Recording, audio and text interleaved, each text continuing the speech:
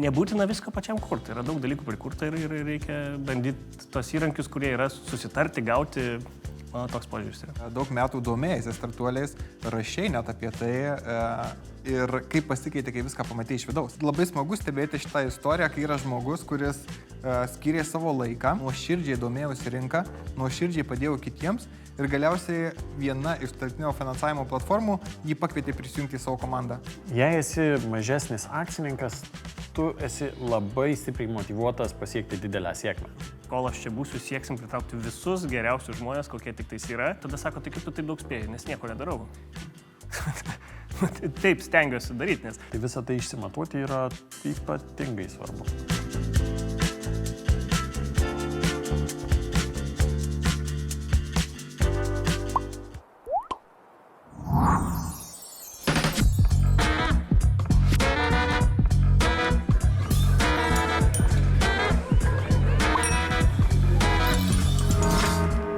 Ačiū, kad skiri savo laiką ir daliniesi savo patirtimi. Lietuvoje tikrai esi vienintelis, turbūt ir Europoje, kuris sukūrė ne vieną startinio finansavimo platformą, bet jau net yra paleidęs 2. Tai kodėl šitas rytis, kodėl būtent startinis finansavimas? Ir dėkui visų pirma, kad pakvietei paplepėti, stebiu tavo laidas ir daug draugų matau ir toks pagirimas tau, kad kažkaip jie man tiek daug nepapasakoja, kiek tau papasakoja, dažniausiai tai su malonumu stebiu. Bet atsakant į tavo klausimą, aš kažkaip galvoju, kad geriausia yra daryti tai, ką išmanai. Bendrai aš tam finansinių technologijų srityje jau esu tikriausiai 12 metų. Tai pirmas prasidėjo mano ta veikla tada, kai dar nesivadino finansiniam technologijom. Buvau prisijungęs prie tokios įmonės Viena sąskaita. Tenai ta pirminė praktika, prisilietimas buvo prie mokėjimų rinkos. Paskui kartu su tos įmonės vadovu pradėjom daryti skolinimo sprendimus. Tie skolinimo sprendimai nusižiūrėjus Estų Bandorą pavirto į Finbi. Finbi iš tikrųjų pavyko sėkmingai įgyvendinti, to nuoširdžiai džiaugiuosi ir didžiuojuosi komandos darbu. Tačiau verslą pardaviau ir toks no-braineris, kad geriausia yra daryti tai, ką išmanai. Susiradom šiek tiek kitokią turto klasė, šiek tiek kita prizmė to pačio verslo, ką darydom. Ir dabar tą patį galiu padaryti dvigubai geriau, negu kas jau prieš tai gerai pasisekė. Tai tas smagiausia, tai dėl to ir... O jeigu šiek tiek ir grįžtant prie Finbi istorijos, dabar jau turbūt platforma yra šiek tiek iš techninės pusės, turiu omeny, kaip ir paminėjot, tam tikri dalykai skiriasi, turto klasė ypatingai, bet iš techninės pusės vis tiek tai yra platforma, per kurią gali žmonės investuoti į projektus. Iš kur žinios, kaip atsirado platforma? Ar tai buvo nuo nulio kuriamas projektas, ar kažkokie kiti sprendimai priimti? Iš tiesų tai, jeigu grįžtant prie to, atsimenu tokį jausmą, kad aš skolindavau pats pinigus per Bandorą, tokia Estų įmonė buvo, ir jie buvo pirmie atsiradę. Ir man taip atrodė, kad ne iki galo jie gerai ten tos dalykus daro. Ten marketingas gražus, bet rezultatai iš tikrųjų manęs netenkino. Ir aš kažkaip galvojau, kad aš visada galiu geriau padaryti. Ir Finbi buvo kitais pagrindais. Mes ne tiek buvom rinkodaros įmonė, kiek būtent siekėm investuotojams aukštų rezultatų.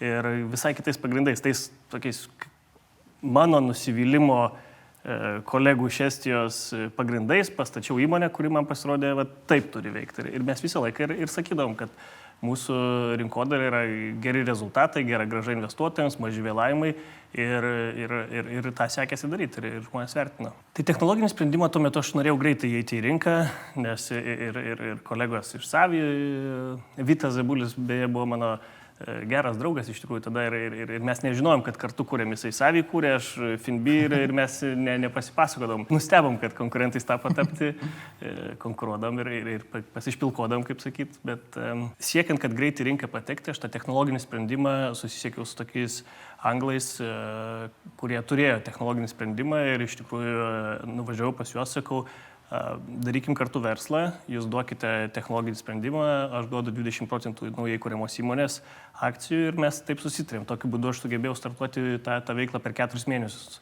su visai jau neblogai veikiančia techninė dalim, o šiaip taip, jeigu pats kuri tą platformą, tai užtrunka. Kai kuriam Heavy Finance iš tikrųjų, kaip ir sakau, tą gerą praktiką pasinaudojom, padarėm lygiai tą patį, nuėjom pas egzistuojantį sprendimą, pas draugus, sakau, aš noriu pabandyti žemės ūkį, bet nežinau tikrai ar veiks, ar tu galėtum duoti tą platformą, aš mokėsiu mėnesinį kažkokį mokestį, o jeigu seksis tas verslas, tai nusipirksim, žodžiu, visą softą. Tai ačiū draugui Tadui, jisai mielai pasižiūrėjo, sako, žinoma, bandyk, kas pasirodė kaip paslauga draugui iš jo pusės, paskui jis uždirbo iš tikrųjų pinigų, nes mes matom, kad verslas sekasi ir tą sumokėjom solidžiai pinigų. Tai nebūtina viską pačiam kurti, yra daug dalykų prikurta ir reikia bandyti tos įrankius, kurie yra susitarti, gauti, mano toks požiūris yra. Kiek žinau, tai nėra pirmas verslas.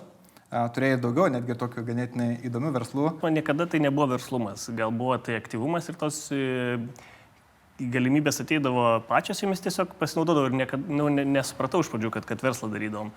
Tai visa mūsų istorija prasidėjo su draugais, kolegom, kuriems tikrai ir toliau puikiai sekasi gyvenime. Buvom tikriausiai 19 metų, pirmakursiai KTU universitete. Visai netyčia tapau fakultetinės atstovybės pirmininku, atėjo ketvirtakursiai į tą atstovybę, kurios aš ką tik tam to pirmininku tapau ir sako, mums baigėsi studijų metai, baigiam čia studijuoti, reikia mantijų iš kažkur gauti, tokių juodų su kepuraitėm ir į tą šventį nežinau, kas tos mantijos neįdu, bet kadangi jau nelabai ką veikiu, sakau, paskambinsiu draugams iš kitų fakultetinių, sakau, ar žinai, kas toks daiktas yra, kur jų gauti? Ne, sako, nežinau, sako, bet lyg ten chemijos fakultetas turi, paskambinti chemiją. Taip, sako, mes turim, sako, mes kiekvienais metais nuomojam jas, bet sako, šiemet visos išnuomotos. Kažkaip nuėjau pas dekaną, sakau, žinai, reikia ketvirtakursiams stoti. Su dekanu pirmą dylą padarėm, kad mes iš atstovybės pusę pinigų duodam, pusę dekanatas ir pasiūlom saviems tiems ketvirtakursiams tos juodus rūbus. Ir tais pačiais metais išnuomavom dar ir kitiem fakultetams. Tai mūsų ta fakultetinė atstovybė, jeigu neklystų, uždirbom ar kokius 2000 litų. Tai buvo baisingi pinigai fakultetui. Tai šventėm ten, bet netaškėm atstovybės pinigų. O kitais metais kažkokios ten turbulencijos buvo, kad aš studijavau garso fiziką iš tikrųjų ir supratau, kad visi tie mano kursiokai gudresni už mane toj srity. Man teko galvoti, kad galbūt reikia keisti studijas. Ir tada man draugas verslesnis Simas buvo. Sako, daromės tas mantijas patys, ne ant atstovybės. Sako, čia geras, gal darom. Aš kažkaip ten vertybiniais pagrindais čia atstovybė, taip toliau, bet darom. Tai mes surinkom tas pinigėlius, kokius ten turėjom, pasiūlom nedaug tų rūbelių. Jisai sugalvojo, kad reikia website padaryti. Tais laikais website'as tai buvo absoliučiai keistas dalykas. Padarė tas www.mantijos LT website, ir kaip pradėti mums skambinti visi. Mes neturim tų daiktų, sakom, nei pinigų jų pasiūlyti. Planavom, kad per vasarą uždirbsim irgi 2000 litų ir kaip studentai tai jau bus švenčių šventė. Bet baigėsi tuom, kad sugalvojom, kad reikia avansą imti. Ir tuos pinigus mums visiškai studentams, kiti ketvirtakursiai, duodavo tiesiog visus tuos pinigus avansų. Mes pradėjom rinkti nieko neturėdami, tai iš tų prisiuvom tų rūbų, tais metais, jeigu neklystu, jau turėjom kokius 400. Tai su tais 400 rūbų mes per tas 2 savaitės iš tikrųjų aprengėm, man atrodo, kokius 2000-3000 studentų, kas po 20 litų gavosi 60 000 litų iš visai niekur. Tai taip rutuliojasi iš tikrųjų ir iš tų uždirbtų pinigų pakeičiau universitetą, tada pradėjau ICM studijuoti, finansinių galimybių šeima neturėjo, tai pradėjau pats mokėti. Ir mes tą verslą iš tikrųjų darėm, kiekvienais metais uždirbdom pinigų ir kiekvienais metais bandydom kitą verslą. Tokia kita istorija, kur įdomi, darėm 2007 metais, 2008 metais darėm tokią, kaip mes vadinam, tos pačios dienos pristatymo tarnybą Messenger. Kas šiai dienai būtų Boltas arba ZTCity, tai mes tą darėm 2008 metais. Sekėsi neblogai iki spalio mėnesio, kai atsistojo Kubilius ant scenos ir sakė, o dabar krizė. Ir viskas, tas mūsų verslas sustojo, mes ten kažkaip daug pinigų praradom, bet sugebėjom išlysti, kaip sakyt, taip sau dar. Bet tiesiog buvom kokią 10 metų per anksti, nebuvo nei picų, kas vežė, nebuvo nei siuntos, kas nori gauti tą pačią dieną, tai ten advokatams teikiam paslaugas, bankam teikiam paslaugas, kartais dalykus darai per anksti, tai buvo iš tikrųjų tų ir sėkmės istorijų, ir nesėkmės istorijų, tai bet tokie kertiniai, tai tokie buvo, ir mes 3 ten draugai tas mantijas darėm, tai kiekvienais metais vis kažkokį, kaip sakyt, grupėje, bet vis kitas vadovavo, tai buvo tokie ir senas telefonas.lt darėm, kur siūsdavo į voku seną telefoną ir mes jį, kaip čia, parduodavom antriniai rinkoje. Tai tą projektą mūsų nusipirko Telia, Omnitelis tuo laiku. Ir jisai dar šiai dienai gyvas. Vat jeigu neši tą telefoną į Telia ir gauni nuolaidą, tai iš tikrųjų ten ant mūsų to sprendimo. Tai tokių visokių buvo smulkių, bet tą ir supratau, kad mokam daryti smulkų organizaciškai, galbūt ir pelningą verslą, bet nemokam daryti didesnės organizacijos. Tai po kurio laiko labai pradėjau galvoti, kaip ta didesnė organizacija daros, kaip čia mažiau dirbti, daugiau uždirbti. Tai buvo pirmas kartas, kai samdama darbą išėjau dirbti tą vieną sąskaitą, kur iš tikrųjų buvo vadovai patyrę, iš jų išmokau to planavimo, biudžetavimo, struktūrinio organizavimo. Tai iš jų to pasimokiau ir kartu su tos įmonės vadovu mes tada išėjom toliau jau verslauti. Tai mano vienas prisilietimas buvo prie samdomo darbo, daugiau teko tik savo dirbti. Toje vietoje mane gal žmona paskatino, paprotino, kad pabandyk išmokti kažko. Ir aš kažkaip labai normaliai tai pažiūrėjau. Iš kitos pusės finansų matai netrūko. Mes tas pačias mantijas, tai jos dar šiai dienai gyvos yra, tą versliuką pardavim, bet mes jas buvom padarę ir Lietuvoje, ir Latvijoje, ir Ukrainoje. Ukrainoje ten iš vis, jeigu neklystu, 40-50 tūkstančių studentų per metus aprengdavom. Tai tas, tikrai išėjau kaip į mokslus į tą įmonę. Dar labai įdomus sprendimas, kad surinkus kapitalą, uždirbus pinigų, buvo nuspręsta investuoti į studijas. Kiek, pavyzdžiui, studijos įsiėmė, kokią vertę davė? Iš tikrųjų, tai galvoju, kad man davė daug ir visų pirma, tai gal jauni žmonės kiek nuvertina studijas. Studijos duoda tą tokį bendrą supratimą, ką reikėtų, į ką galima gilintis. Ne? Gal ten neišmoksti konkrečiai dalykų, bet kokių tų dalykų būna, apie ką jie šneka ir kur teoriškai galėtų būti naudoti, tu išgirsti. Ir atrodo, darai dalyką ir tada išgirsti, kainos elastingumas. Gal čia aš apie kainos elastingumą, gal čia man brangsta dabar rinkodaros pritraukimo kaštai, nes jau pasiekiau ribinę zoną ir tu atsimeni, aha, tai palauk, einu pasiskaitau tą kainos elastingumą, ne, ir tu žinai, ką gilinti. Tai čia vienas aspektas, kur tikrai net teorinės to žinios šiek tiek pakeičia vis tiek mąstymą. Tavo draugai pakeičia tenai, išlieka ryšiai. Tai svarbu. O ypač mano srity veikiant vis tik tais reguliuojamoje rinkoje, tau reikia turėti diplomą, nes kitu atveju negali vadovauti finansų įmonei. Tai net galėjau tada rinktis, sakyti, aš būsiu be diplomo, bet būčiau tikrai susidūręs su ribomis. Ir net ir dabar svarstau, gal reikėtų eiti mokytis. Egzistuoja kita lyga, į kurią sunku patekti, kaip ta amerikiečiai Ivy lyga sako, kur matai, kad kažkodėl šitoj srity sukasi jau ten Oxfordai, Stanfordai, tu toliau, o tu neturi to, ne, MBA. Ir jie į tave žiūri kaip į šiek tiek gali ten prasimušti, sako street smart, bet iš tikrųjų jie nemėgsta tave. Kalbant apie investicijas FinB, kaip ir paminėjai, labai gerą sprendimą priėmė tuo metu, kad nekūrėt visko nuo nulio, kas kainuotų turbūt labai daug ir sugebėjo atrasti partnerį ir pasidalinti akcijomis. Bet kiek reikėjo savų investicijų, kad sukurti tokį jau tikrai sėkmingą projektą? Tai matai, čia irgi ateina viskas iš tos praktikos. Kodėl nusprendėm nekurti visko, nes jau vieną kartą kūriau tos messengerius, kur darėm.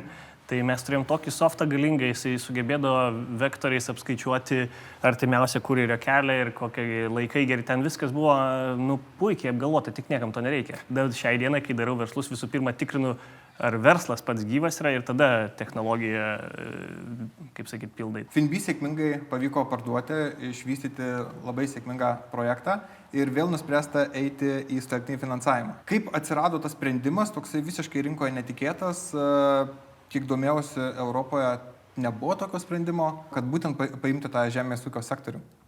Tai vėlgi atvyko visiškai netikėtai, tad, kaip ir sakau, tos galimybės visur aplinkui yra, tik tais iš tos jau praeito bagažo žinių geriau gal sugebė vertinti, ar čia gera idėja ar ne. Tai išvažiavom su savo draugu Ryčiu Darginavičium, kuris yra būtent žemės ūkio srity daug metų veikia, slidinėti. Mes iki Austrijos važiavom ir atgal, kaip tik prieš COVID, tai vieną dieną tik paslidinėjom, tai turėjom gerą laiką pirmie atgal pasivažinėti.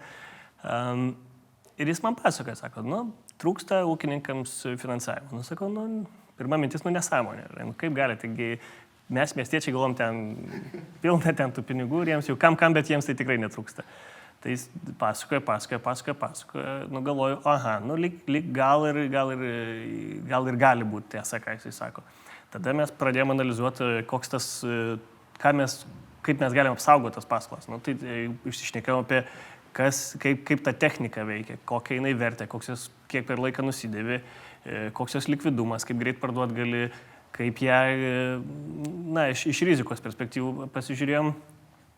Nusakau, nelabai ką išmanau apie tai, bet rinka didelė, tema įdomi, gal ryti bandom padaryti tada, tai buvo kovas, o jeigu norėjom padaryti, tai jau reikėjo birželį startuoti, nes kitaip sezoną būtumėm pražiūrėję. Ir mes iš tikrųjų per 2,5 mėnesio paleidom tą projektą. Tai va, tas žinios, kurios buvo prieš tai, ką man prieš tai reikėjo daryti virš metų laiko, tai dabar pavyko per 2 mėnesius padaryti. Ir po truputėlį pradėjau rinkti geriausius žmonės, kuriuos žinojau iš tos rinkos. Tai one by one aš manau, kad mes turim vieną stipriausių kolektyvų dabar. O kalbant, ir Dariaus yra komentaras spaudoje, kad dabar atrodo elementaru, kad tokio įrankio trūko, bet niekas jo nekūrė. O tas rinkos dydis, jeigu aš neklystu, irgi jūsų vienam interviu yra pasidalinta, kad tas skirtumas tarp to, ko ūkininkam reikėtų ir tarp to, kiek jie gauna finansavimo, yra tarp 20 ir 50 milijardų skirtumas, kiek jiem reikėtų pritraukti.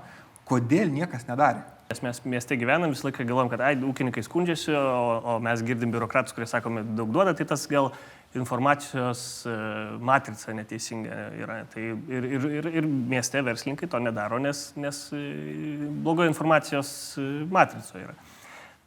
Manau, kad čia viena iš priežasčių.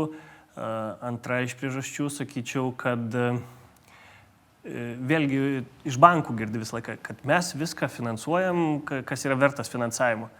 Bet kai paskui mes įsigilinom į verslą, mes supratom, kad suskaičiavom, kad bankui išduoti paskolą mažesnį negu 50 000 yra tiesiog neapsimoka.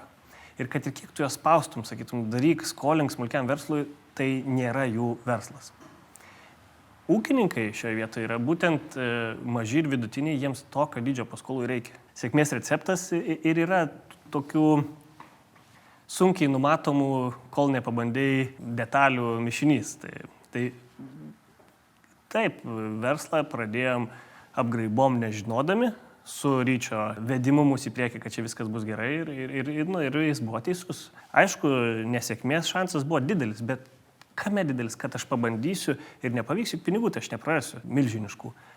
Tiesiog greitai pabandai, pasižiūrė, ar yra tas product fit. Jeigu ne, būčiau niekam nepraradė savo kažkokių pinigų, laiko, nereik bijoti. Galima apie finansus pakalbėti, kiek pavyzdžiui tokiam projektui kaip Heavy Finance startuoti, kokio reikėjo kapitalo, kad tiesiog įsivaizduoti. Paskui pakalbėsime apie investicijas, kurios jau pritraukėt virš milijono, bet ta pati tokia pradžia, kiek reikėjo. Tai mes su Ryčiu buvom pasiruošę finansuoti iš tikrųjų projektą ilgai ir nuobodžiai tiek, kiek reikės, bet mes spėjom savo pinigų sudėti berods 150 000 eurų tik tais.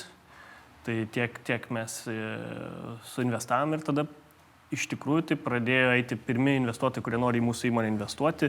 Pirmas tas Angelas, kaip vadinam, buvo tie ūkininkas Lietuvoje. Jisai iškart suprato, kad mes esam geroj temoje ir sako, taip ir atsimenu, sako, vaikai, jūs nežinot, ką atradot, bet aš irgi noriu.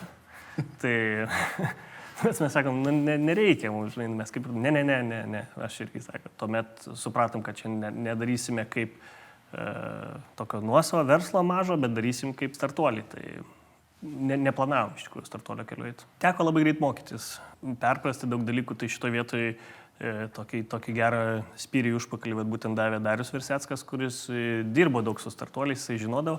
Aš gal kiek skeptiškai žiūrėdavau labiau aš tradicinio tokio ir mano draugai labiau tradicinio verslo būdavo. Jau sykį žengėm žingsnį, kad eisim tuo keliu, tai mes prisijungėm prie Startup Highways akceleratoriaus. Patyrę verslininkai, bet ten tikrai daug išmokom ir tos pažintys, kurias susikūrėm ir man, tuo momentu, kai man paaiškėjo, kad ten viskas yra matematika ir tie kapitalo fondai geba viską skaičiuoti, aš irgi mėgstu skaičiuoti, mes galim susišnekėti per skaičius, per tas, kokio augimo jie tikisi, koks tada tas įmonės vertinimas. Man supratau jų verslą ir tada supratau, kaip tai galime mes pritaikyti ir tada išėjau jau su tą mintim, kad geras kelias, reikia taip ir daryti. Tokiu būdu mes užauginsim didelį įmonę ir sukursim vertės iš tikrųjų turim tokį norą sukurti vertės ne tik tiem pagrindiniam akcininkam, bet ir visiems kolegom, darbuotojams ir kaip sakyt, daugiau žmonių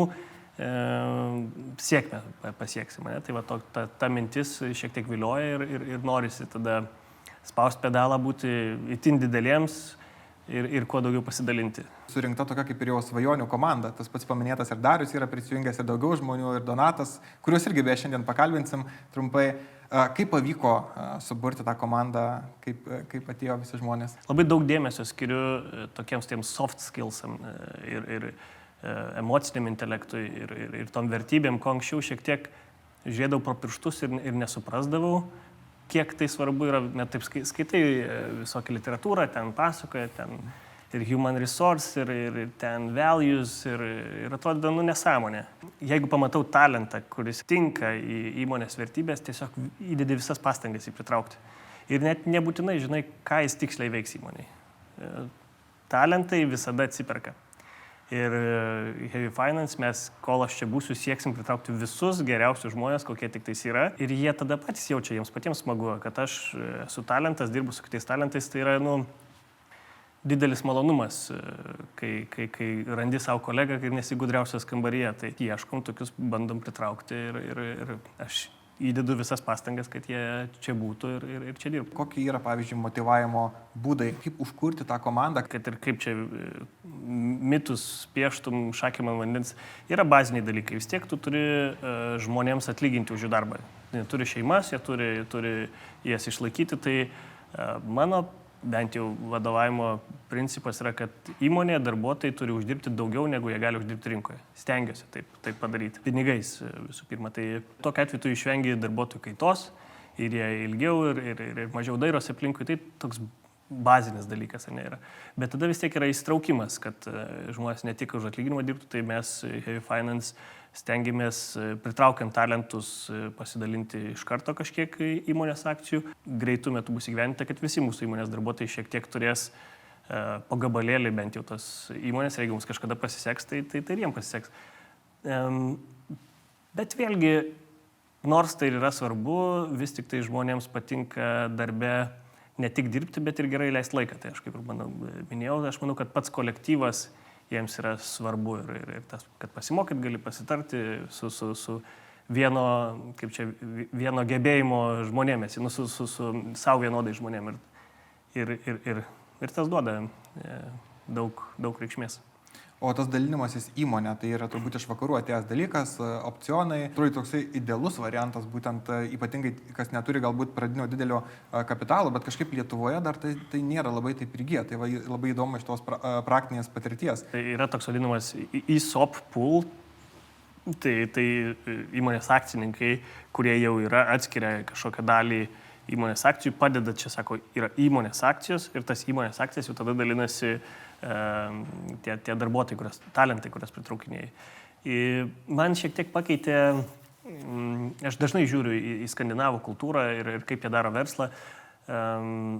Vis tik tais, man kas yra įdomus, kad ir kaip jie yra socialistai, bet jų verslai yra gan agresyvūs, mėgsta pelną ir, į švediškus bankus Lietuvoje pasižiūrėjus, nesikuklina uždirbti 30-40% ant turto. Tai, čia didelis bankinis rodiklis. Taip įdomu, kaip jie tą verslą daro ir aš keletą kartų pastebėjau. Anksčiau vis žiūrėdavau, kaip švedai mūsų amžinai aplenkia ant verslo, nors mes darom tą patį, pas juos atlyginimai didesni, atrodo darbė jie nestresuoti, vaikštinėja, pirmin atgal ramiai, o kai pasižiūri gale metų, kas daugiau uždirbo, tai ten nesinori lenktyniauti tiesiog.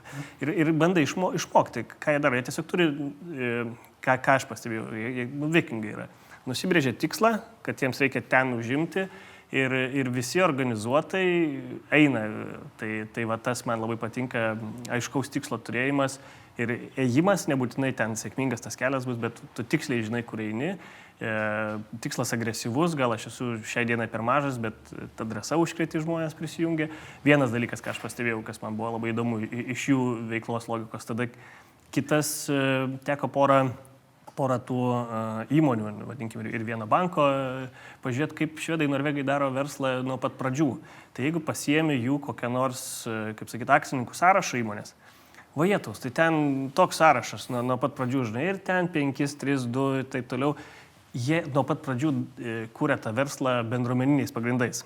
Ir ten retai, kas turi valdo 60-70%, jie taip kūrė, tokiam komunom gyvena. Tai Heavy Finance, kai darom, aš šito irgi nebijau, kad mes tokio, tegul būna ten toks sąrašas, tai tiesiog reiškia, kiek žmonių tavo verslas rūpi. Ir taip tu gali sukurti organizaciją, kur būdamas tuo pradiniu gal lyderiu, turėsi galimybę pasitraukti kažkada, kai pavargsi, ne? Nes bus tiek dar žmonių, kurie moka, žino ir rūpi. Ir tada tau lengviau pasitraukti. Paminėjai šiek tiek apie tai, kad prieš tai verslai, tarkime, buvo tokie, kaip yra toks terminas amatininkai, kur labai daug patys kūrėjai daro ir paskui verslai norėtasi išaugti tokią struktūrą. Kokios tame išmoktos labai tokios gal pagrindinės pamokos, ko reikėjo būtent, kad sukurti tą struktūrą? Buvo laikas, kai aš dariau viską pats. Ir mokėjau, ir Excelį mokėjau, ir prezentaciją pats pasidarydavau, ir pats parduodavau, ir pats ten kokį e-mailą susitvarkydavau. Viską darydavau pats. Tai vieną dieną, kai aš suvokiau, kad kad aš pats esu stabdis, nieko nebedarau pats. Piktybiškai nedarau nei vieną darbelio pats, jeigu yra įmoniai, kas gali tai padaryti. Tai čia mano yra apsisprendimas, bet tada sako, tai kaip tu taip daug spėjai, nes nieko nedarau. Taip stengiuosi daryti, nes kai aš nieko nedarau, reiškia, kažkas kitas daro, kažkas kitas išmoksta, tada tu su juo kooperuodamasis pasakai, kad gal tą ne taip, jisai išmoksta, kitą kartą jau už tave geriau daro, nes jisai kasdieną tą daro. Ten kokį, ar Andrius, ar Finby Darius būda, jie geresni Exceliai yra. Tai kodėl aš jį turiu daryti, kad tu paskui pataisytum, tas duoda daug laisvės, tu turi daug laiko kūrybai, daug laiko galvojimui, šnekėjimusi su kolegom ir kaip ir kartais atrodo apmaudu, kad jau aš niekur nebemoku pats pasidaryti. Kartais apmaudu, kad atrodo, galėtum pats pasidaryti, bet dabar užkroviai kolegai, bet tokia logika yra. Taip ta organizacija gali augti, jeigu turi laisvės dirbti labiausiai efektyvų darbą. Tai yra sugalvoti, sukurti, nuvesti, suplanuoti. Čia yra daugiau prasmės kartais negu pačiam padaryti. Ir tas delegavimo momentas labiau nenoras deleguoti buvo iš tokio asmeninės ambicijos, ar visgi kažkoks ir finansinis dalykas, nes kurti startuolį labai brangus, prisamdyti visus geriausius specialistus ir daryti. Tai be abejo, aš gal hiperbolizuodamas čia pasakau, bet jeigu atsiranda koks nors projektas, kurį viduj naujas sukurti reikia, tai nepuoli samdyti žmonių iš pradžių, iš tikrųjų, tai pats imu ir padarau, sustatau, sustruktūruoju, uždedu ant bėgių ir tada jau ieškau žmonių, kas galėtų vystyti toliau. Tai mes išaugom dabar iki 30 žmonių organizacijos jau beveik ir, sako, vadovui yra galima dirbti su 7-8 žmonėm. Daugiau nėra laiko.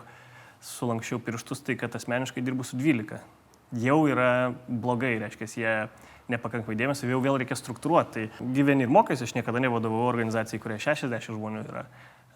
Manau, kad ir riba buvo link 30. Tai vėl pasiekiau, ima stresas, baisu, reiks eiti mokytis. Tartis reikia su kitais. Aš eini gertalaus ar kavos su tais, kurie vadovauja didesnėm organizacijom, kaip tu tai darai ir mokaisi. Kurioje vietoje parašyta, kaip man iš 30 darbuotojų 60 patarti. Tai tam gali tik tas, kas ką tik praėjo. Tai yra ir Lietuvoje puikių pavyzdžių, kur išaugo ir iki 1000, ir iki 2000, ir tarptautinių. Reikia tik tai sužinot, kam pasiskambinti. Ta netvarka reikia vildytis ir prašyti pagalbos. Kalbant apie patį Heavy Finance plėtros modelį, jau net esate 5 šalyse, tai žiūrėt labiau kaip į tarptautinį projektą. Ar sudėtinga plėstis į kitas rinkas? Save labai suvokiu kaip europietį ir man Europa nėra... Tai yra mano namai, aš nesijaučiu, kad kažkur plečiuosi, aš nuvažiuoju į Bulgariją ar į Lenkiją, šneka keista kalba, kitokių taisyklių turi, bet man tai vis tiek mano namai yra, tai aš visiškai atvažiuoju drąsus ir visą laiką norėjau daryti tarptautinį, aš net europinį aš norėjau daryti. Tai Finby, kai darėm, ten buvo teisiniai reguliavimai, kurie mums trukdė daryti, ten buvo teikiamas paskolas žmonėms, o žmonės turi tokį atskirą, kiekvienoje šalyje consumer protection, visai kitokie reikalavimai kiekvienoje šalyje ir tau buvo, neina padaryti tą verslą. Heavy Finance, kas iš karto man patiko, kad jisai yra skolinimas verslui, verslas yra netaip labai ginamas įstatymų, netaip labai pribotas ir tu jį gali iš karto daryti viso Europoje. Tai nuo pirmos dienos nebuvo kitos minties. Mes iš karto pradėjom kiek įmanoma daugiau dirbti užsienyje ir man atrodo nepraėjo nei pusę metų, kai mes jau pradėjom realiai veikti užsienyje.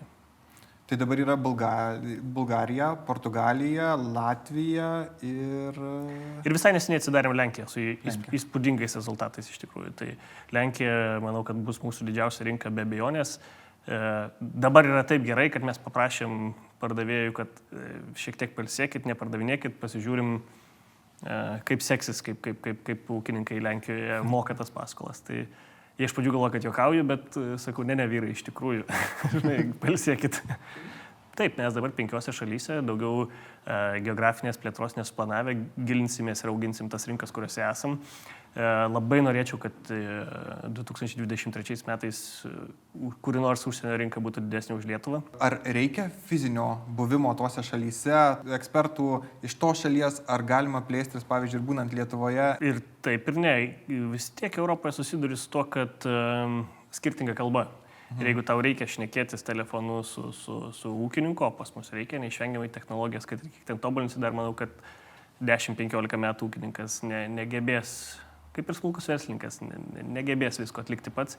Ir dar ir teisinė bazė nėra tokia lengva, kad jau būtų taip lengva užonboardinti tą klientą visiškai nuotoliniu būdu. Tai reikalinga yra vis tiek komanda vietinė, kurie geba kalbėti tą kalbą, nueiti pas notarą, pavyzdžiui, tai nėra notarai dar pasiruošę nuotoliniu būdu sutartis pasirašyti visose šalyse. Kai kurios yra skiriasi taisyklės. Mes kaip darom verslą, tai mūsų tie headquarters yra nutolę, bet lokalios komandos yra sales ir ops, tai jie puikiai tvarkosi. Tai taip ir bandom išlaikyti. O ta pati talentų paieška užsienyje. Tai sudėtingas procesas? Tuos būdus išbandėm ir vis tik tais man paskutinis patiko labiausiai, jis brangiausias. Tiesiog nueini ir paprašai įdarbinimo agentūros, kad headhuntytų tau žmonės, kurių tau reikia. Ateini į ofisą ir tau sėdi jau protingi žmonės, kurie pasiruošę dirbti. Ne, be abejo, ir pats dalyvauja tose atrankose, bet iš karto sukurta komanda, iš karto duodi darbą, jiems smagu, tau smagu, iš karto yra rezultatas ir aš manau, kad mes taip ir toliau darysim. Tai mes, sakom, mums reikia išmokti dirbti užsienyje, bet rinkose, kurios mums per brangiai nekainuos, jeigu nepavyks. Ne? Tai, ką mes pasirinkom, pasižiūrėjom, kad būtų kuo skirtingesnė šalis, su kuo didesniais savo kultūriniais bairiais, o jų yra. Tai mes vadam Tier 1 countries, tos 3, kurias išvardinau, ir tada Tier 2 countries, patenka tokia kaip Lietuva, Latvija, Bulgarija, Portugalija, dar kokias 3-4 būtų galima išvardinti, bet mes sakom, tai dabar visai skirtingus kaštus, pasimokinsim, kuo skiriasi Portugalija nuo Bulgarijos, Lietuvos, Latvijos, Lietuva, Latvija mes traktuojam, kad tai yra mūsų rajonas, Kėdainiai, kaip mes sakom, Tai buvo tiesiog sprendimas išmokti pamokų su kuo mažesniom išlaidom rinkose, kurioms reikia kapitalo. Tai kai jau sustiprėjom, supratom ir žinom, tada ėjom į tą pagrindinę mūsų rinką, Tier 1 rinką, tai Lenkija. Ir panašu, kad nesuklydom. Bijojau iš tikrųjų, bet nesuklydom. Heavy Finance per kelis mėnesius pavyko sukurti, kur, tarkime, FinBio išmoktos tam tikros pamokos. Kokios buvo, pavyzdžiui, tos didžiausios tokios pamokos arba netgi tos klaidos? Kolektyvo formavimas yra labai svarbus ir ką reikia tokį balansą laikyti tarp žmonių. Čia vėl, sakau, paskui tik tai savo tas patirtis. Reikia laikyti balansą tarp žmonių, kurie yra orientuoti į plėtrą ir kurie orientuoti į operacijas. Kad neatsidurtum tokioje organizacijoje, kur vien tik visi plėtrą daro, arba tokioje organizacijoje, kur darom operacijas ir viskas. Nes atsiduri tokiu momentu, jeigu neteisingą balansą žmonių turi, kad ateini į darbą, nori kurti, bet neturi su kuo. Niekas to nebekuria, visi užsiėmė kažkur kažką daro. Tai man su FinBee taip atsitiko, kad aš iš tikrųjų padariau klaidą. Tiek atsirado žmonių, kurie daro gerai darbą, kad kai užsimanai kažką vesti priekį, žiūri, kad nėra su kuo, ne? Tai buvo tokių klaidų ir aš nenorėčiau jų pakartoti. Tai labai stengiuosi tokį balansą išlaikyti. O kokia yra nematoma pusė visų, pavyzdžiui, projektų vystymo? Dabar yra labai smagu stebėti, tai yra 5 šalis, daug darbuotojų, sufinansuota virš 15 milijonų, jeigu aš neklystu, paskolų. O kur yra tas toksai, kur, kartais galbūt ir būna kažkokių sunkesnių momentų, ko nemato didžioji dalis žmonių? Žinai tą posakį, kai sako, išeik iš savo komforto zonos ir ten padaryk kažką. Tai aš tai tikriausiai visiškai priešingai, manau. Niekur neik iš savo komforto zonos. Man patinka turėti tas problemas, santykius spręsti, vesti į priekį kažkur, gal man jos patinka, man smagu. Tai jeigu aš jų neturėčiau, aš blogai jausčiausi. Ir aš blogai jaučiuosi. Tai vat, ir buvo, kodėl taip greitai po FNB prasidėjo kitas verslas. Nes kai susiduriu su to momentu, kad tu niekam nebereikalingas, niekas tau nebeskambina, niekas su tavim pasitart nenori, tuštuma yra visiška. Tai mano komforto zona yra čia, kur aš dabar esu. Patinka man kartais ta nemiga naktys, kur stresas jisai yra, ypač vadovai geba paslėpti stresą, jie tą vadina emociniu intelektu, taip toliau, bet iš tikrųjų tai ir jie stresą nerodo jo, valdosi, nes vat išeinu į tenisą žaisti, supranti, taškausi raketę, trankau, o darbė niekas manęs tokio nepamatys, tai reiškia, kažkur tai yra jau išmokta, suslėpta.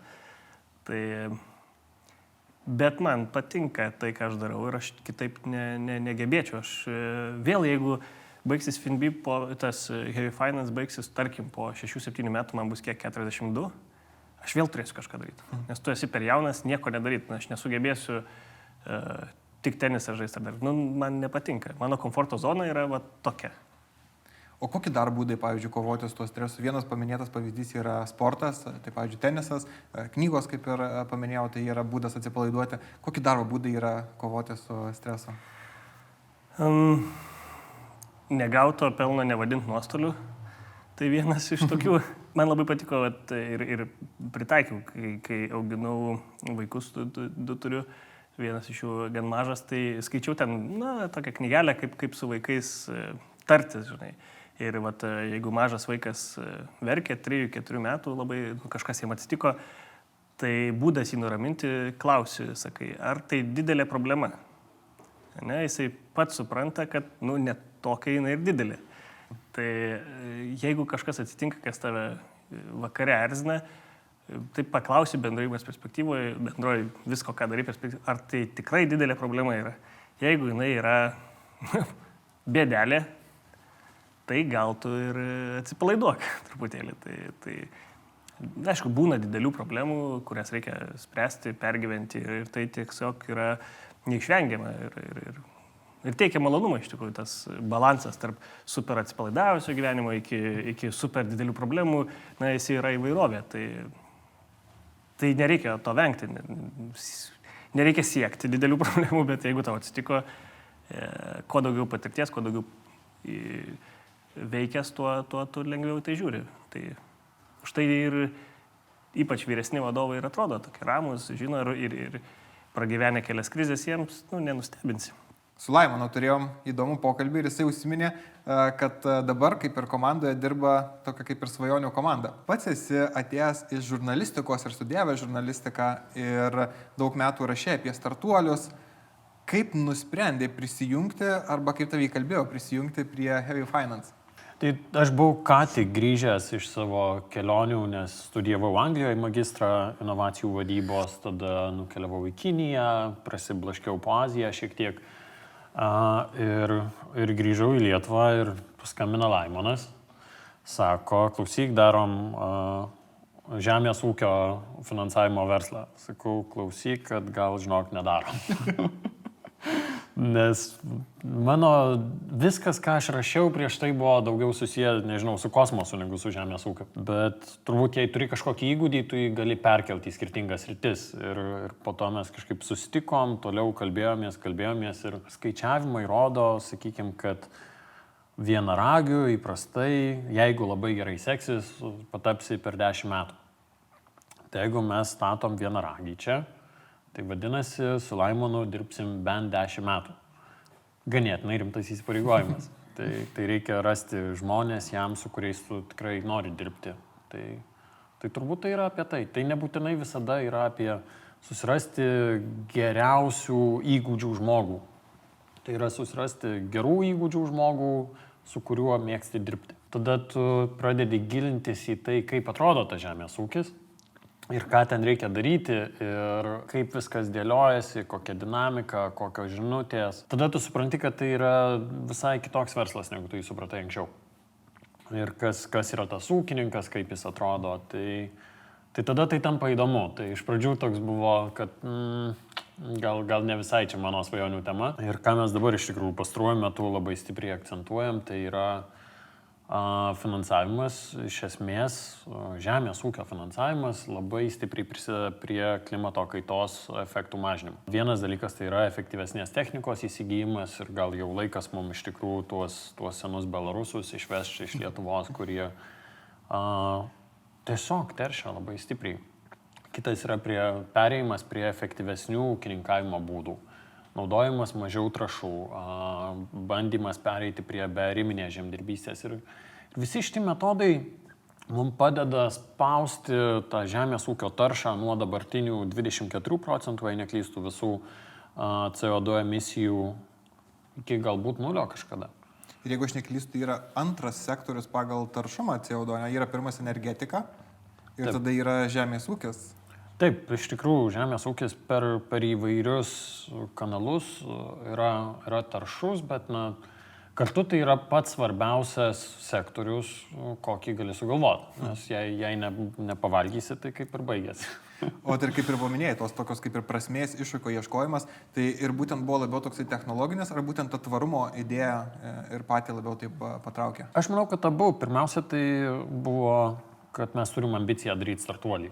Tai kadangi rašiau kelis metus pats apie startuolius ir analizavau visą ekosistemą ir žiūrėjau, kaip auga tie mūsų sėkmingiausi verslai, tai man irgi buvo įdomu, kad neužsisėdėkime ties vieną šalim, darykim globalų verslą ir išspręskim kažkokią didelę problemą. Tai labai džiaugiuosi, kad mes ją sprendžiam ir labai smagu, kai tu prisidedi prie, ten vienas dalykas yra Lietuvos ūkių progreso, bet kartu tu pradedi, krapštyti ten kokią nors Portugaliją ir analizuoti, kaip galim padėti Portugalijos vyndariam. Tada eini ten prie kokią nors, Bulgariją, užaugina ganėtinai daug saulėgrąžų. Tada pradedi galvoti, kaip mes galime dirbti su Bulgarijos saulėgrąžų augintoju. Daug metų domėjai startuoliais, rašiai net apie tai. Ir kaip pasikeitė, kai viską pamatei iš vidaus? Iš esmės pasikeitė. Turbūt, tu matai labai daug tokio paviršiaus, būdama žurnalistu. Tu matai kažkiek skaičių, bet ne visus. Tu matai kažkiek iššūkių, bet nebūtinai tuos, kurie iš tikrųjų yra sunkiausi arba kurie tau atrodys sunkiausi. Tas kompleksiškumas yra gerokai didesnis, negu tu gali pamatyti iš šalies. Ir aš pats mačiau, kaip tas įvaizdis į startuolius keitėsi ir iš tikrųjų, jeigu ten vis dar yra kažkokia dalelė žmonių, kurie startuoliai įsivaizduoja kaip 5 paauglius kofeinę, tai jų labai sumažėjo per pastaruosius 10 metų, kurie būtent taip mato startuolį, nes mes matom daug startuolių, kuriuos įkūrė žmonės, kuriem yra 40-50 metų ir kurie daro puikius verslus, labai greitai plečiasi, turi visą verslo logiką. Ir jie yra super įdomus. Tai aš manau ir tas bendras požiūris pasikeitė. Verslą daryti iš principo yra sunku ir greičiausiai tau nepasiseks, jeigu žiūrim į statistiką. Tai kai darai startuolį yra dar didesnė ambicija. O kas tave patį labiausiai nustebino? Ką matei, pavyzdžiui, analizuodamas verslus, matei iš vienos gal pusės ir kai pats jau pradėjai prie to aktyviai dirbti, ką pamatei visiškai kitaip? Turbūt sprendimų visa ta logika dėliojimuose.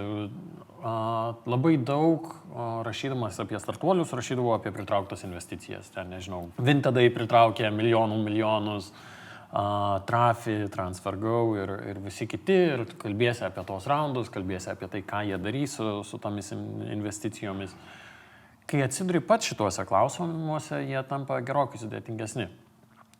Kada ta investicija, kada jau mums pradėti ties tuo kalbėtis, kaip visą tai atrodo, yra pakankamai sunkus procesai, kuriuose nepriklausomai nuo to, kad parašai ten, 50 straipsnių apie tai, kaip kiti tai padarė, ateini ir galvoji, viskas yra šiek tiek sudėtingiau ir tada prieini prie tų visų detalių, kurias tau dar reikia suprasti ir kurių kaip žurnalistas nebūtinai tu turi suprasti, nes tu žiūri šiek tiek abstrakčiau ir plačiau į tą klausimą. Kokius tokius namų darbus reikėjo padaryti prieš kreipiantis į rizikos kapitalo fondus, kaip ir paminėjai, kad reikėjo daug dalykų išmokti, daug dalykų žinoti, kada, kiek galbūt atiduoti įmonės, taip toliau. Tai kokie tie buvo tokie namų darbai, kuriuos reikėjo padaryti? Pirmiausia, tai atėjo ganėtinai netikėtai, nes aš kaip ir Lietuvoje investuotojus visus pažinau kaip žurnalistas, kad mūsų pačius susirado Startup Wise Guys, Jonė parašė, Dariau labas, einam išgerti kavos. Ir iš to išsivystė, kad jie į mus investavo. Tai ne visada tu susirandi savo investuotojus, kartais investuotojai pas tave ateina, randat kažkokias bendras sinergijas ir tada jau pradedat kalbėtis, kur rasti tą tokį vidurį, kada ir mums yra įdomu, ir tai kitai pusė yra įdomu. Pradėjau galvoti, bet mes esam super stipri komanda, mes jau buvom šiek tiek paaugę, susidėlioję žmonės, tada galvoju, akceleratorius, o gal mes kiti ir be akceleratoriaus. Ir kai tu nesi 100% tikras, ką tu jame gausi, ir akcijų gaila, ir gal mokam patys pasidaryti. Bet paskui nueini, tau sudėlioja labai daug tokių kertinių momentų, kuriuos reikia pasidaryti, ir stipri komanda, kuri padeda. Ir nežinau, per tą akceleratorių mes pasikalbėjom su turbūt kokiu 150 žmonių, kurie yra savo sričių ekspertai iš įvairių šalių, ten kažkas mokė Laimoną, kaip pasiskaičiuoti raundus, aš ten kitur einu pasižiūrėti, kaip dėliotis tarptautinę rinkodarą, ko vėlgi niekada nebuvau prieš tai daręs. Tai turėt, nežinau, ten 30 pokalbių apie rinkodarą su rimtais rinkodaristais nėra labai blogai. Galim, pavyzdžiui, pakalbėti apie finansinę dalį. Taip, yra ambicija tam, pavyzdžiui, tvarumas, užauginti tikrai perspektyvų verslą iš to, bet ir finansinė dalis irgi yra svarbi. Be abejo. Kaip pats tai įsivertinai, kaip ir paminėjai, tai, pavyzdžiui, 10 metų galbūt ir perspektyva, kad užauginti kažką. Ir kiek, pavyzdžiui, gal ir Laimonas pasiūlė akcijų mainais į tavo laiką ar žinias? Žinai, kai esi vienas tų pirmųjų komandos narių, tai visada yra kalba apie tai, kaip mes pasiskirstysime akcijas, nes atlyginimų tai labai jau daug tu ten neprisiskirstysi, nes jūs dar pradedat verslą, pajamų yra maždaug tiek. Kai atsirado galimybės, kada darėm pirmuosius raundus, tada aš dar šiek tiek pasididinau savo akcijų dalį, nes tikėjau produktu, kuriuo ir dabar tikiu ir supratau, kad aš galiu įnešti ir kažkiek savo kapitalo ties tuo. Aš žinau verslų, apie kuriuos rašiau ir kurie išsiskirstė dar nieko gero ir nesukūrė, nes jau mintyse jie susigalvojo milijonus ir milijardus, ir jau jais pradėjo ten labai esmingai dalintis, kas čia ką padarė. Tai neturi tai daug prasmės turbūt. Daug analizavai startuolių. Kiek tavo manimo yra normalu, pavyzdžiui, tam idėjos autoriui atiduoti co-founderiam? Turbūt yra du momentai. Vienas yra pinigai, pradinis kapitalas, nes tai yra ypatingai didelė rizika. Dedi pinigus iš principo į niekur. Taip jai paprastai. Tikrai į niekur, į pabandymą. Tai tie pinigai turi pakankamai didelę reikšmę. Tada yra įgūdžiai ir tas gebėjimas padaryti. Tu nori susirinkti kuo stipresnę komandą.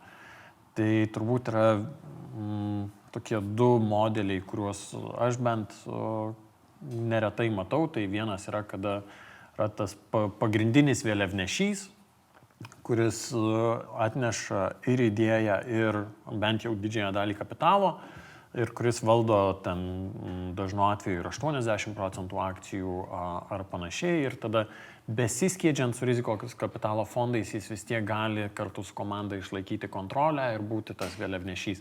Tai mūsų atveju Laimonas yra didysis akcininkas, kuris gali išnešti. Ir tada yra mažieji akcininkai, kaip pavyzdžiui aš, kurie yra motyvuojami per šiek tiek kitą prizmę. Nes jei esi mažesnis akcininkas, tu esi labai stipriai motyvuotas pasiekti didelę sėkmę. Nes tu žinai, kad maža sėkmė tau mažai ir atneš. Didelė sėkmė tave nuves kažkur gerokai toliau. Ir tu žinai, kad tau apsimoka tada, kada yra didelis pasisekimas. Tu esi atviresnis rizikai. Ir manau, kad tai turi puikios logikos.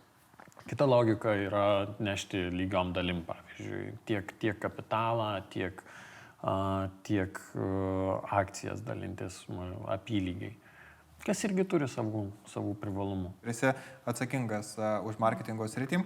Ar galim pakalbėti, kas, pavyzdžiui, kokie kanalai, galbūt netgi kažkokios įdomios akcijos būdai, kas leido pritraukti galbūt tuos pačius ir investuotojus, arba net tie, kas prisijungia prie platformos?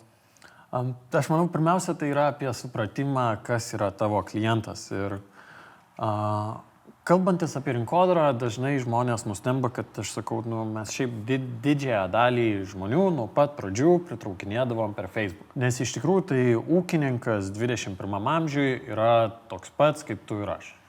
Jie visi turi visas technologijas, jie visi yra socialiniuose tinkluose, jie visi googlina, jie googlina skirtingus dalykus. Jeigu ten, nežinau, mes tarkim googlinam, koks bus naujas iPhone'as, jis googlina, koks bus naujas John Deere traktorius ar kažkas panašaus. Tai kažkaip mes ganėtinai greitai supratom, kad ūkininkas yra toks pats kaip aš, tik tiek, kad jei ten aš scrollinu, nežinau, laukdamas eilėje, jis galbūt turi kombainą, kuris šiaip ar taip yra daugiau mažiau savaeigis ir ten sėdi ir scrollina. Labai daug pas mus yra to performance marketingo, kas yra, einame į internetą ir kalbame su ūkininkais, žiūrime, kaip juos efektyviai pasiekti, kad galėtume su jais pasikalbėti ir pasiūlyti finansavimo alternatyvą. Tai iš tikrųjų turbūt iš to ir tada pradėjom ieškoti, kas yra pozityvi žinutė, kuri šiek tiek netikėta galbūt. Ir ką mes dažnai matom, nežinau, iš žiniasklaidos tos pačios, tai yra ūkininkai yra labai subsidijuojami ir toks daug kritikos jiems yra. Bet tai yra žmonės, kurių dėka ant mūsų stalo yra geras maistas. Tai yra labai prasminga ir tada mes pradėjom visur kalbėti, kad mes tikime Lietuvos ūkininkais. Ir ta žinutė, aš mačiau, kiek jį sukėlė tokio šurmulio bendrai. Dalis ūkininkų mums skambino tik dėl to, kad mes jais tikime. Ir sakė, šaunuoliai, dirbam, aš matau, kad mes galim susikalbėti. Dalis sakė, niekas mumis netiki. Tie, kurie ne ūkininkai, sakė, kad čia nėra kuo tikėti, arba kaip tik irgi sakė, šaunuoliai, bet tai yra tai, kas sukuria tam tikrą šurmulį. Tu pasakai tai, ko nebūtinai dažnai galima išgirsti medijose. Tada pradėjom kalbėti, kad tikim Latvijos ūkininkais, tada Portugalijos ir pamatėm, kad visur tai yra tam tikrą krūvį nešanti žinutė, kuri atspindi mus ir kartu sukelia kažkokio tokio šurmulio visuomeniai. Ir žiūrim, kokie kanalai gali mums leisti greičiausiai plėstis. Ir turbūt vienas iš svarbiausių dalykų tai yra išsimatuoti, ar tikrai. Nes ko aš pastebiu labai nemažai ir kas yra turbūt viena reikšmingiausių detalių rinkodaroje, tai yra suprasti, ar tau sekasi. Būna akys didelės, susigalvoja, kad reklamuosimės. Ir jau čia kaip reklamuosimės, tai reklamuosimės. Ir prisireklamuoji ir supranti, kad nelabai supranti, kas pasisekė, kas nepasisekė. Tai rinkodara yra viena iš sričių, kur matavimas yra ypatingai svarbus. Lygiai kaip, nežinau, įmonės finansinę veiklą matuojasi, taip rinkodaros efektyvumą tu turi išsimatuoti, iš kur atėjo tas klientas, kaip jis atėjo, kas jį atvedė, ką turiu pakeisti, kad išleidžiant tiek pat ateitų daugiau. Kokie jums rodikliai, kuriuos būtent labiausiai matuojat? Į platformą atvesto kliento kainą ar dar kažkokie panašus? Tai turbūt, jeigu kalbant apie ūkininkus, tai yra ta palikta kontaktų forma. Tai yra ūkininkas susidomėjo ir nori su mumis pasikalbėti apie produktus, kokius mes turim. Tai per mėnesį tokių ūkininkų, kurie nori su mumis pabendrauti apie finansavimą, dabar yra apie 1500. Ir tada tu dėliojasi, kiek tau tas pokalbis kainuoja. Tai vadinama tas lead generation, palikta kontaktų forma, kas daug kur kainuoja priklausomai nuo sektorių, bet tai gali kainuoti, nežinau, 20-30 eurų, sakykime, ta viena užpildyta kontaktų forma. Tai tada tu stengiasi sutilpti į kažkokius rinkos standartus arba stengtis juos permušti. Tada žiūri, vienas kanalas tau leidžia gauti reikiamą kiekį žmonių už reikiamą kainą, čia jau taip labai buitiškai kalbant, neimant per daug to, kaip tai yra svarbų žmonės, kuriems padedi pasiekti jų verslo tikslus, bet jau žiūrint taip labai konkrečiai per skaičius, tada pradedi žvalgytis, kuris kanalas tau tampa brangesnis, galbūt ką galime padaryti, ar ten pasiektos ribos, ar nepasiektos. Nes, jeigu žiūri kokią nors Lietuvą, tai tą ribą gali sąlyginai greitai pasiekti. Jeigu pasižiūri į Lenkiją, panašu, kad ten dar dirbti. Bet taip, iš tikrųjų, įsivertini, kiek tau kainuoja mūsų ta pirmoji konversija, tai yra palikta kontaktų forma, tada tu žiūri, kiek kontaktų formų turi palikti, kad vienas žmogus taptų klientu. Kai turi užtektinai didelį kiekį, tu gali žiūrėti ir galvoti, tai ką man dabar reikia padaryti, kad pasiektume to ir to. Tai visą tai išsimatuoti yra ypatingai svarbu. Ir lygiai tas pats su investuotojais, tik turbūt su ūkininku yra tai, kad mes jam duodame pinigus, skoliname pinigus. Tai yra šiek tiek kitokia dinamika. Investuotojo mes sakom, tu dabar duok pinigus, investuok į šiuos projektus. Tai jį netiek pritrauksi su ta tokia baneriais ar panašia tokia performanso reklama, kiek tu turi su juo kalbėtis ir duoti kuo daugiau turinio, kad tu jį įtikintum, kad tai yra gera vieta investicijai. Tada tu turi supažindinti tiek su rizikomis, tiek su galimybėmis, su tuo, kaip vyksta tas turto įkeitimas, kaip yra apsaugotos paskolos. Visą tai yra labai daug kalbėjimo apie tai, kaip atrodo visas procesas, nes kai nori įdėti pinigus, tai žinai, nededi bet kur. Tai va, ar pigiau atvesti ūkininką, ar pigiau atvesti tai, kas investuoja į tas paskolas? Priklauso darbo prasme, tai pigiau atvesti ūkininką, tokio gryno dirbimo. Pinigų prasme turbūt priklauso nuo stadijos. Nes kai turi tos dvi dalis, tai žiūrėk, vienu metu pigiau, tada kitu metu pigiau, labai priklauso nuo to, kokioj stadijoje yra įmonė. Tai turbūt mums ilgą laiką buvo pigiau ūkininkai, bet pavyzdžiui Lietuvoje čia šiek tiek gal išbrango pastaruoju metu, tada žiūri, kad gal investuotojai yra pigiau. Ta dinamika keičiasi. Dar visada priklauso nuo to, kiek padarysi klaidų. Reikia tai irgi, padarai klaidą, tada pabrango. Tai labai svarbu identifikuotis, kokio veiksmo tu nori iš savo auditorijos, kas yra tie tavo tikslai, kuriuos nori pasiekti. Nes mums, galbūt mes galim ten į savo svetainę pritraukti kuo daugiau lankytojų, bet jeigu tai nėra žmonės, kurie nori investuoti į žemės ūkio paskolas, tai nelabai prasminga leisti ant jų pinigų. Bet bendrai turbūt tas yra tas marketing mix, kanalų miksas ir žiūrėti, kurie yra patys stipriausi ir atnešantys geriausius žmonės ir tada žiūrėti, kuris iš jų iš tikrųjų yra efektyviausias ir jį šiek tiek labiau susitelkti. Mano pagrindinis tikslas yra, kad daugiau žmonių nebijotų įgyvendinti savo idėjas. Gautų įkvėpimą, galbūt išgirdę kažkokią informaciją, galbūt kažkas išgirstų kažkokį techninę rekomendaciją ir tiesiog pradėtų daryti. Tai va toksai, jeigu žiūrėti, ką matuočiau labiausiai, kad turbūt be galo sudėtinga pamatuoti, tai būtent kiek naujų idėjų pradėtų įgyvendinti. Tai va toksai, kad būtų ne tik, kad pažiūrėjau fainą, kaip smagu, kiek Lietuvoje vyksta gražių projektų, kas irgi yra labai prasminga, mano manimu, kad žiniasklaidoje mes matom, kiek daug visko vyksta negero dalyko, o kiek daug iš tikrųjų tarptautinių projektų vyksta, kur tiesiog tai yra kažkokiam kabinete ir mes apie tai nieko nežinom. Bet toks ultimate goal, pagrindinis tikslas yra būtent, kad pradėtų kurtis dalykai. Turbūt tas išsinešimas į kuo platesnę auditoriją tavo atveju, nes nepriklauso tai nuo amžiaus, nuo pajamų, tai yra daug labiau susijęs su įkvėpimu bendrai visuomenės daryti kažkokį įdomų pokytį.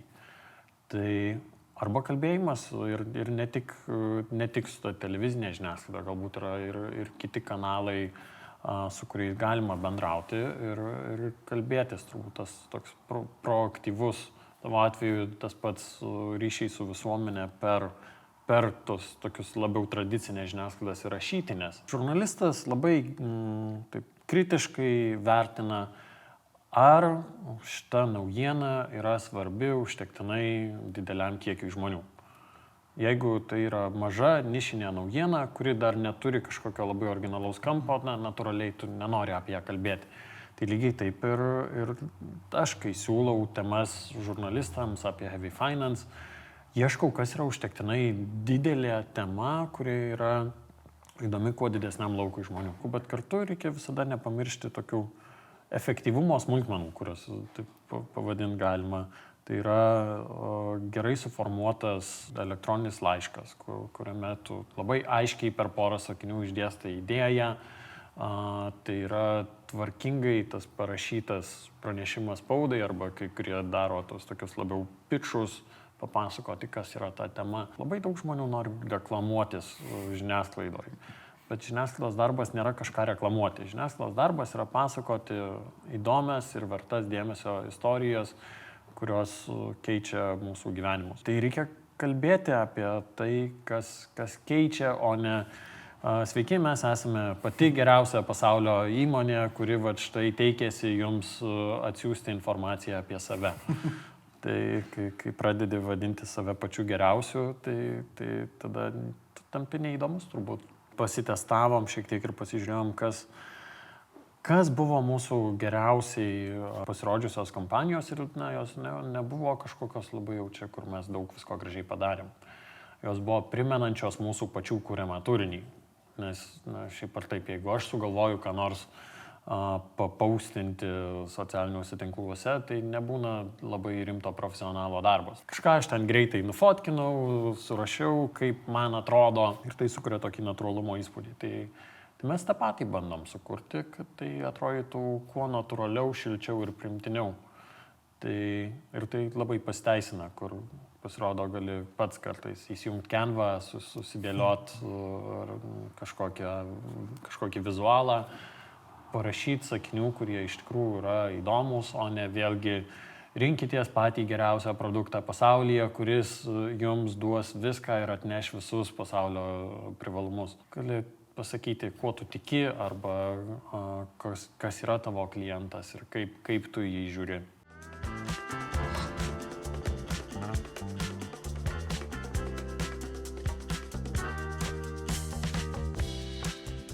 Smulkusis ir vidutinis verslas gali įsivaizduoti ir dažnai klysta, manydami, kad jau rinkodara yra didelių reikalas, nes tai yra labai kažkoks sudėtingas mokslas ir dalykai ir tai yra ne mums. Mes darom taip, kaip mums čia atrodo, o rinkodara daro tie, kas ten ją supranta. Jos reikia visiems. Visiems verslams nepriklausomai, kokiame etape tas verslas yra. Ar pradinėme, ar jau labai brandžiame.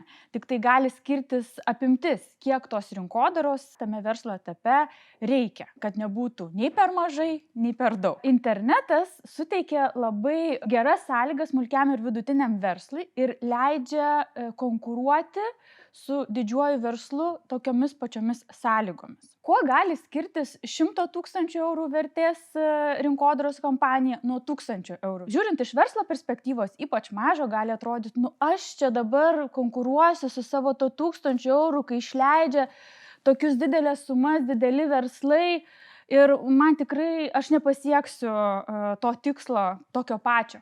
Bet iš tikrųjų tikslas tiek vieno verslo, tiek kito yra vienodas ir rinkodaros taisyklės lygiai tokios pačios. Tai yra labai nesudėtinga, žinant tam tikrus žingsnius. Ir tai daro tiek didelės kompanijos, tiek ir smulkus ir vidutinis verslas, tam skyręs laiko gali susikurti tokią savo rinkodaros strategiją, kuri leis toliau priimti sprendimus ir įgyvendinti savo tikslus su tokiais netgi mažais biudžetais, bet konkuruoti su dideliu verslu, kur tu pasitelkęs kūrybiškumą ir tam tikrus sprendimus kitokius, bet galbūt labiau paveikius, gali net pasiekti didesnių tikslų, negu išleidžiant didžiulius biudžetus. Ką pirmiausia reikia pasidaryti? Pradėti nuo analizės. Kokiame kontekste aš veikiu kaip verslas, ar ne? Kokia rinkos situacija, kokios mano perspektyvos. Tada įvertinti konkurentus, kokie yra konkurentai, ką jie veikia, kur jie fokusuojasi, kokios jų pagrindinės žinutės. Trečias dalykas - įmonė, mano įmonė. Kaip jinai atrodo tame kontekste ir konkurentų aplinkoje? Kas yra tavo partneriai, kurie padeda tavo verslą tau vystyti?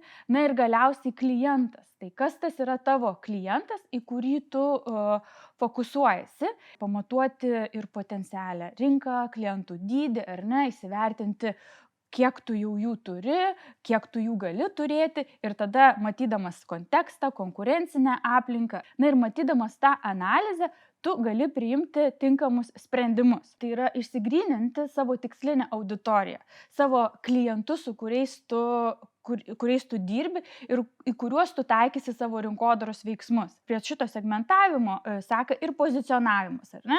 Kaip tu save nori pristatyti, nes tu jau matai, ar ne, visą tą konkurencinę aplinką, matai, ką daro konkurentai, matai save toje aplinkoje ir galvoji, kuo aš galiu išsiskirti ir kaip save pozicionuoti ir su ta pozicionavimo žinute pasiekti savo tikslinę auditoriją. Toliau seka tas klasikinis rinkodaros kompleksas. 4P. Čia tikriausiai daug kur girdėta, matyta, studijuota ir įvairiai yra vertinama šitas 4P, jau yra skaičiuojami ir 5P, ir 7P, bet užtenka prisiminti 4. Tai yra apsibrėžti savo produktą, kur mes jį reklamuojame, kur parduodame ir už kiek parduodame. Tai yra produktas, vieta, reklama ir kaina. Tai kai tai žinai ir susirašai ant vieno lapo, tada labai lengva priimti tolimesnius sprendimus ir nesiblaškyti. Nes kas yra smulkiam ir versle, ypač priimant rinkodaros kažkokius sprendimus, kai ateina kažkokie pasiūlymai, nes kažkas siūlo kažkur pasireklamuoti, ar ne, atsiunčia kažkokį reklamos pasiūlymą, lenda tiek spauda su savo, kažkas siūlo ir influencerių marketingą, ar ne, visi aplinkui dirba, ieško klientų, bet kad tu priimtum gerus sprendimus, tu turėti savo rinkodaros strategiją, tokį vienlapį, tikrai užtenka pasidaryti vienlapį, kad tu žinotum, aha, šitą aš imu, nes man tai tinka, mano tikslinė auditorija ten yra, man tai tinka pagal produktą, man tinka pagal kainą. Tada tu turi išsikelti savo tikslus, o su tuo, ką tu turi, ko tu sieksi? Pritraukti klientus, tada išlaikyti klientus, ar ne, didinti pakartotinius pardavimus, ar ne, didinti lojalumą. Tikslų gali būti labai įvairių. Jie gali būti netgi susiję su tuo, ką tu fokusuosiesi. Ar tu fokusuosiesi į apyvartos augimą ir tik pardavimus ir norėsi jų turėti kuo daugiau, ar tu fokusuosiesi į pelningumą, kur tavo apyvarta bus ir mažesnė, bet tu daugiau uždirbsi. Tai nuo to priklauso tada, kokią tu pridėtinę vertę kursi savo produktui ir su ta savo rinkodaros strategija bandysi pasiekti to savo tikslo. Kai susikuri strategiją, gali kilti klausimas, o ką aš pasakysiu, o kokį aš turinį tam klientui savo noriu pasakyti, kokia yra mano pagrindinė žinutė. Tai čia yra labai svarbu tame etape, kai jūs galvojate apie savo produkto pozicionavimą. Jūs turit apsirašyti savo produktą, savo pagrindinę žinutę, savo vertės pasiūlymą klientui ir čia jau atsiranda turinys. Nereikia galvoti, kad jums kažkas turinį turi sukurti arba jis nukris iš dangaus. Savo versle gyvenate kiekvieną dieną. Ir susidurėte su įvairiausiais iššūkiais. Įgaunate įvairiausios patirties, ar ne? Tai jau yra jūsų ekspertiškumas. Ir priklausomai nuo to, kokį jūs pasirinkate nešti žinutę savo klientui, jūs galite tą ekspertiškumą ir komunikuoti. Jeigu jūs parduodate kažkokį produktą, tai jūs žinote apie tą produktą viską. Niekas kitas daugiau už tai nežino. Tai tiesiog reikia susistruktūrizuoti tą savo turinį ir kalbėti apie tą produktą. Bet pasirinkti tokias formas, kad klientui būtų įdomu, tas turinys įtrauktų, kad nebūtų toksai nuobodus pasakojimas apie prekę. Turinį galima ir sukurti papildomai, bet taip labai priklauso nuo biudžeto. Galite nusipirkti, pavyzdžiui, rinkos tyrimą apie jūsų produktą, apie jūsų paslaugą ir išsiaiškinti, kaip Lietuvos visuomenė vertina, ar ne, kažką, ar kažkokį reiškinį, kuris susijęs su jūsų produktu. Gaunate tyrimo rezultatus iš tyrimų bendrovės ir ten yra vartotojų nuomonė, lūkesčiai ir jūs jau tiksliai žinote, apie ką galvoja jūsų vartotojas, jūsų klientas ir galite tai naudoti savo komunikacijoje. Patys komentuoti, traukti partnerius, naudoti reklaminėse žinutėse ir tai jau labai tiksliai pataikys į tą kliento širdį, nes jūs kalbėsite kliento vardu. Kaip iškomunikuoti efektyviai ir kokius kelius pasirinkti, tai Tai čia jau truputį jau peržengėm iš rinkodaros į komunikacijos sritį. Tai labai svarbu apsibriežti komunikacijos kryptis, kuriomis tu gali komunikuoti. Jos yra tik 4. Tai pirmiausia, tai nuosavi komunikacijos kanalai. Ir šiais laikais būtent interneto pagalba įmonės gali turėti labai stiprius nuosavus komunikacijos kanalus ir netgi stipresnius negu kai kurie perkami komunikacijos kanalai. Tu turi social media paskyras, turi internetinę svetainę, naujienlaiškį, elektroninį paštą, ar ne? Tai yra nuosavi komunikacijos kanalai, kuriuos tu pats valdai. Kitas yra dalinimosi kanalai, klientai, kurie dalinasi jūsų turiniu, jeigu jie yra patenkinti ir jums tarnauja kaip dalinimosi kanalas. Aišku, reikia ir užsitarnauti, kad klientas pasidalintų. Ir čia jau truputį perinam į dar 3 kryptį, tai užsitarnauti komunikacijos kanalai, ar ne? Bet dar sugrįžkim prie dalinimosi. Tai gali ir klientai daryti. Dalintis gali darbuotojai, gali jūsų partneriai kaip dalinimosi kanalas būti. Juos visus pajungus, tu gali labai labai plačiai iškomunikuoti savo turimą žinutę. Užtarnauti kanalai, ar ne? Tai jau būtent tie kanalai, kurie tiki jumis ir tai daro jums organiškai net nežinant, tai būtent jau tie mano minėti klientai, kurie irgi gali būti jums labai geras užsitarnautas kanalas, nes jie jau patikėjo, jie nori rekomenduoti kitiems ir dalinasi. Užsitarnautas kanalas taip pat gali būti žiniasklaida, ar ne, kuri mato, ką jūs veikiate iš kitų kanalų ir kai rengia kažkokias publikacijas, gali tiesiog nuspręsti, kad štai reikia šį kartą pasikalbinti šį verslininką, nes jis šitos srityje yra ekspertas, ar ne? Nes jau tas jūsų ekspertiškumas atėjo iš kito informacinio lauko. Na ir 4 kelias, tai yra perkami komunikacijos kanalai, tai ir reklama, tuose pačiuose socialiniuose tinkluose, paieškos sistemų optimizavimas ir daugelį kitų reklamos formų, tokių kaip netgi tradicinės reklamos, interneto banerinės kampanijos ir netgi toks kaip influencerių marketingas. Donatai, labai norėjau tave pakalbinti, labai seniai tave mačiau, kadangi pats domiuosi sutelktiniu finansavimu ir tavęs neįmanoma buvo nepastebėti socialiniuose tinkluose. Tikrai labai aktyviai tenai dalyvavai ir būtent iš tos pusės, kad norėdavai žmonėms padėti, o ne tik, kad kažką, nežinau, papasakoti, kaip tau fainai sekasi, bet atsakinėdavai ir skirdavai labai daug laiko. Ir tik tai visai neseniai sužinojau, tai yra vakar, kad tu prisijungiai prie Heavy Finance. Tai gal pradėkim nuo to, kodėl pradėjai domėtis sutelktiniu finansavimu? Pradėjau domėtis apskritai finansais prieš turbūt 10 metį. Tai buvo viena kita akcija, buvo pradėti obligacijos, susitvarkyti pensinių fondų klausimus. Ir tada kilo mintis, kurgi toliau žingsniuoti, ar tai čia labiau į kažkokį day tradingą, ar analizuoti vietinę akcijų rinką. Ir kaip tik atsirado sutelktinis finansavimas ir pirmosios platformos.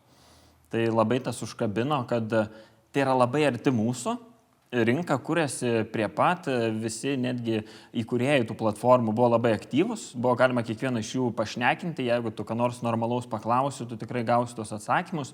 Ir tai, kad netgi teisinė bazė kūrėsi tuo pačiu metu ir netgi Lietuvos bankui parašius laišką ar netgi Facebook'e žinutę, jie atrašydavo tau į klausimus ir konsultuodavo. Niekada nebuvo intencijos, kad kursiu kažkokią bendruomenę ir turiu prisipažinti, aš jos ir nesukūriau. Tai visai kitas žmogus iš tikrųjų yra įkūręs tą grupę. Aš tiesiog ieškodamas idėjų atsakymų suradau tą grupę, pradėjau aktyviai joje rašyti komentarus, rašyti patikslinimus, ten gilintis, kas su įstatyminė baze vyksta, kažkokią sužinotą informaciją dalintis ir tas žmogus paprašė, sako, aš nesuprantu nieko, matau, tu žymiai geriau supranti, tu aiškiai dėlioji mintis, ar tu galėtum pabūti moderatorium. Ir iš tikrųjų visi apgulingai galvoja, kad tai yra mano grupė. Man tai linkėjimai. Tai yra Manto, su kurio po to susibendravom grupė iš tikrųjų ir aš tik prisijungęs šono žmogus. Bet kokia, pavyzdžiui, tavo buvo tokia pirminė intencija, nes visų pirma, jau dabar jau esi grupės veidas ir dar netgi tapai ir įmonės dalimi, nes tai reikalavo tikrai labai daug laiko, ne? Taip. Bet tai buvo, neturėjau jokių vilčių. Bandžiau sustvarkyti, kaip sakant, savo finansų spragas, ieškojau, kur investuoti ir kilo mintis, kad jeigu aš dalinsiuosi su tuo, su kitais, tai bus labiau man turbūt daugiau naudos negu blogo.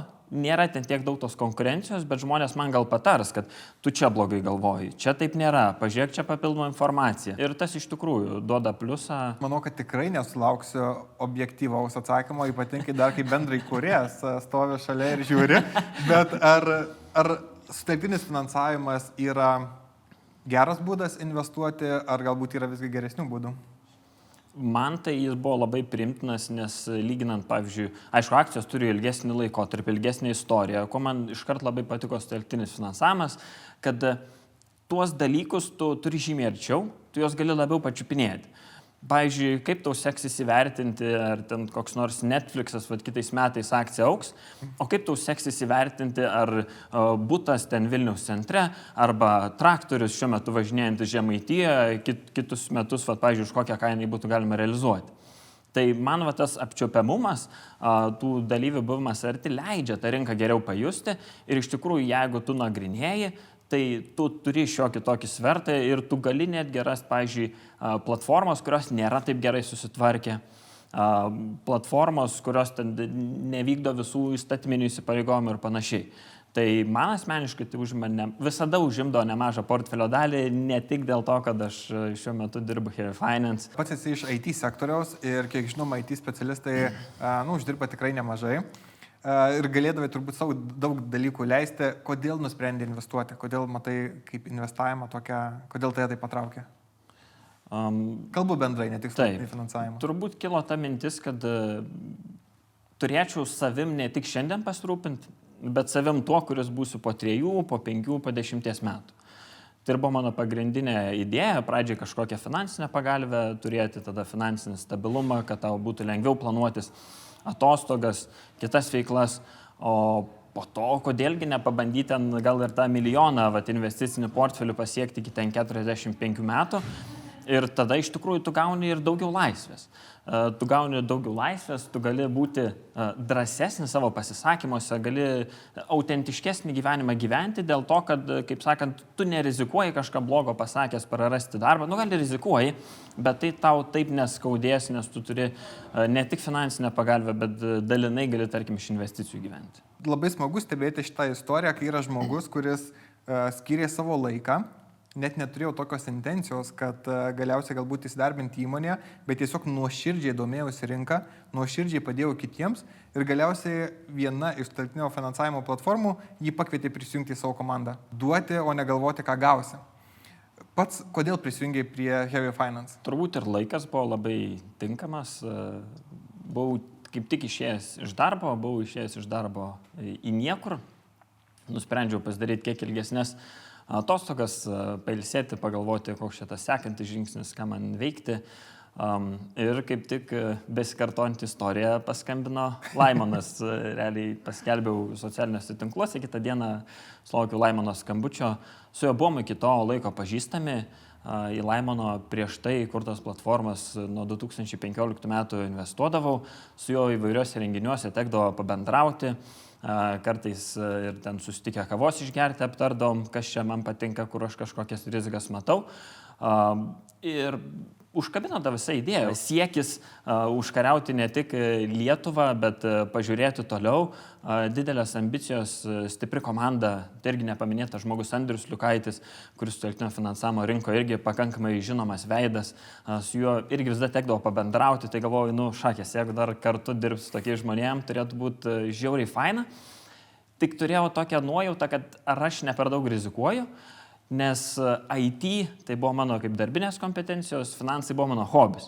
Ir galvoju, jeigu aš dabar savo hobį sujungsiu su darbiniam kompetencijom, ar nesijausiu kažkurio metu perdegęs, arba ką aš tada veiksiu, jeigu perdegsiu darbe, kuris apjungia mano hobį. Ir kartais ir pavargsti. Kartais turim labai aukštus siekius, bet kai pagalvoju, ką galėčiau geresnio, įdomesnio, naudingesnio veikti gyvenime, šiuo metu geresnio atsakymų dėja neturiu.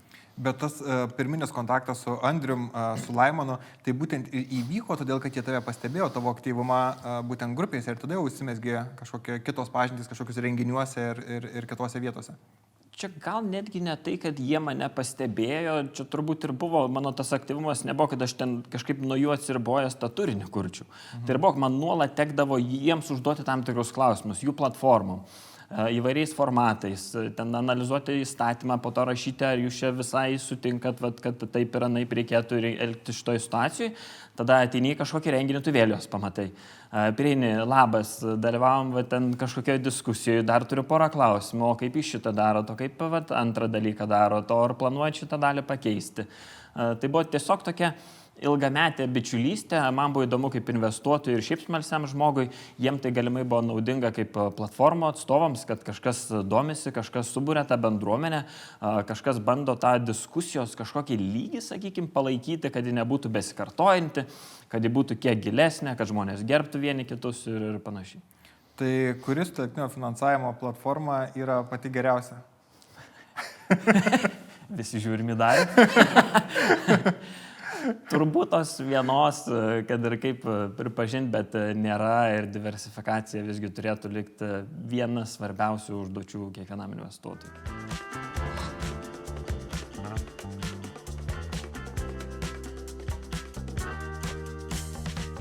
Biržoje prekiaujami fondai. Angliškai Exchange Traded Funds arba populiariausias trumpinimas tiesiog ETF. Kas tai yra ir kaip tarp daugybės ETF-ų pasirinkti. Fondas, kurio vienetais prekiaujama biržai. Vokietijos biržai, Londono biržai, Amerikos biržai. Iš principo, kaip akcijomis vienetais prekiaujama biržai. Didžioji dalis biržoje prekiaujamų fondų iš principo yra valdomi pasyviai. Tai jie sukonstruoti taip, kad jie atkartotų tam tikrą indeksą. Jų vienetus galite pirkti kiekvieną dieną, galite tą pačią dieną nupirkti, parduoti. Yra tam tikrų investuotojų, kurie netgi tais fondo vienetais, ETF vienetais prekiauja, tam tikras aktyvias strategijas formuoja. Skaičiai apytiksliai, bet maždaug vidutinis, tarkim, akcijų ar obligacijų fondo, biržoje prekiavimo fondo valdymo mokestis, tarkim, 0,2, o tarkim vidutinis aktyviai valdomo akcijų fondo valdymo mokestis 1 ar 1,5%. Tai turbūt pats pigiausias pasaulyje biržoje prekiaujamas fondas investuoja į S&P 500 akcijų indekso sudėtį. Galite rasti ETF-ą, kuris investuoja S&P 500, kurio valdymo mokesčiai siekia 0,05%, o gal netgi ir dar mažiau. Ir yra tam tikrų netgi kalbų, diskusijų, kad neužilgo galim turėti ETF-ą, kuris yra nemokamas. Fondas jisai dalį akcijų paskolins, už tai gaus palūkanas ir tos palūkanos kompensuos valdymo išlaidas. Tikrai ne visi biržoje prekiaujami fondai yra tokie pigus, tai vidutiniškai turbūt tų tradicinių akcijų, obligacijų ETF-ų valdymo išlaidos svyruoja 0,2% ribose, tai gal šiek tiek mažiau, gal šiek tiek daugiau, bet yra tokios zonos. Be abejo, yra biržoje prekiaujamų fondų, kur valdymo sąnaudos gali būti 0,5% ar netgi 0,7%. Dažniausiai tai bus tam tikri nišiniai, kaip pavyzdžiui, nekilnojamo turto ar žaliavų, ar tam tikrų sektorių specifinių. Tai kuo mes kalbam apie stambesnį ir labiau paplitusią, tarkim, turto klasę, kaip pavyzdžiui, kaip minėjau, S&P 500 akcijų indeksas. Tai yra turbūt pats populiariausias indeksas JAF akcijų ir tikrai yra instrumentų labai pigių, arba, pavyzdžiui, Europos obligacijų krepšelis arba Amerikos obligacijų krepšelis, tai ten išlaidos gali siekti 0,05%. Bet jeigu, tarkime, imtume kokį nors pasaulio technologijų akcijų arba tenais pasaulio finansų sektoriaus, tai tie kaštai gali būti jau, tarkim, 0,5%, kur netgi daugiau. Tai kuo didesnė egzotika, kuo labiau nišinis instrumentas, tuo tie valdymo mokesčiai didėja, bet jie vis tiek dažniausiai bus mažesni negu identiško, tarkim, aktyviai valdomo fondo, kuris investuoja į tą kategoriją mokesčiai. ETF-ai pastaruosius 10 metų ganėtinai stipriai populiarėjo, jų valdomų turto vertė auga ir didžiąją dalimi jie perima aktyviai valdomų fondų, reiškia valdomų turto dalį. Šiai dienai Lietuvos investuotojams investuoti į ETF-us prekiavimus JAV biržoje iš principo yra gana sudėtinga dėl europinio reguliavimo. Tai būdų tą padaryti yra, bet čia jau kiekvienas turėtų pasidomėti.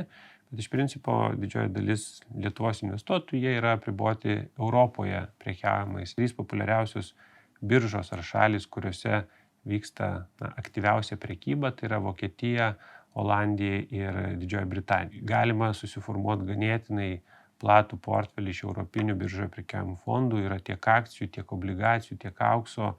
Na, vienintelis dalykas, kurio galbūt nėra arba yra, bet tie ETF yra tokie ganėtinai, sakyčiau, rizikingi, tai yra žaliavų ETF. Koks galėtų būti kelias išsirinkti vieną ar kitą ETF? Tai visų pirma, aš sakau, kad investuotojas turėtų žinoti, į kokias turto klases jis nori investuoti. Na, tai tarkim akcijas, obligacijas, auksą ar panašiai, bet jau kai mes žinom, kad norim investuoti į, tarkim, JAF akcijas, renkantis ETF reikėtų iš principo lyginti 3 kriterijus. Tai pirmas būtų valdomo turto dydis, didesnis valdomas turtas yra geriau, mažesnis yra blogiau. Antras tai yra vadinamas tas valdymo mokestis arba bendras išlaidų koeficientas, mažesnis yra geriau, didesnis yra blogiau. Na ir trečias tai būtų to ETF-o apyvarta dienos, tarkim, ar mėnesio, tai yra kaip aktyviai jo vienetais yra prekiaujama. Tai kuo apyvartos rodiklis yra didesnis, tuo yra geriau, mažesnis blogiau. Kuo fondas didesnis ir kuo jo daugiau prekiaujama, atitinkamai, jeigu jūs darysit sandorį, jūs, sakykime, taip alternatyviai patirsit mažiau išlaidų, nes yra tam tikras pirkimo pardavimo kainų skirtumas, angliškai vadinamas spreadu, nemokama kaina, kurią jūs sumokate darydami operacijas. Yra tų šaltinių, kur galite susirasti, tarkim, justetf.com, kur yra praškai visų Europoje registruotų ETF-ų tokia duomenų bazė, kur galite pagal investavimo kryptį, pagal turto klasę, pagal valdytoją išsirinkti, išsirikiuoti ir panašiai. Tai susirandat tą, vadinkime, investavimo kryptį, kurį jūs domina ir tada pagal tuos kriterijus jau atsifiltruojate ant top 2, top 3 tuos biržoje prekiavimus fondus, didesnis turtas, mažesni mokesčiai, didesnė dienos apyvarta. Nes tikėtina, kad geriausiai šitus parametrus atitinkantis ETF-as, jisai geriausiai atkartos tą indeksą, kurį jisai siekia, reiškia, atkartot ar seka.